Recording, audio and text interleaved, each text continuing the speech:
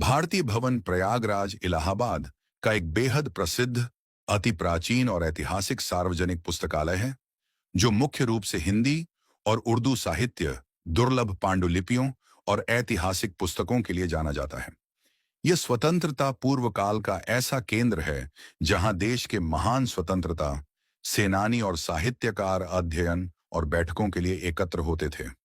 इसकी स्थापना 15 दिसंबर 1889 को की गई थी। इसके शुरुआती संस्थापक लाला ब्रजमोहन लाल भल्ला थे, जिन्होंने अपनी संपत्ति और पुस्तकें इस कार्य के लिए दी थीं। बाद में लाला रामचरण दास के सहयोग से इसका भव्य भवन तैयार हुआ और 12 मई 1913 को इस इमारत का औपचारिक उद्घाटन डॉक्टर सुंदर लाल की अध्यक्षता में हुआ था। इस पुस्तकालय को बनाने का मुख्य उद्देश्य समाज में ज्ञान का प्रसार करना, हिंदी और संस्कृत भाषा व साहित्य का संवर्धन करना तथा देश के आम नागरिकों और विद्यार्थियों को अध्ययन के लिए सुलभ संसाधन उपलब्ध कराना था।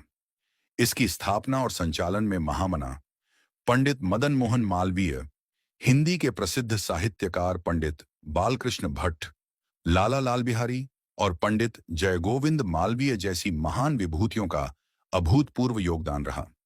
स्वतंत्रता संग्राम के दौरान यह स्थान राष्ट्र प्रेमियों और विचारकों के मिलने जुलने का प्रमुख ठिकाना हुआ करता था, जहां जवाहरलाल नेहरू, पुरुषोत्तम दास टंडन और लाल बहादुर शास्त्री जैसे दिग्गज भी आया करते थे।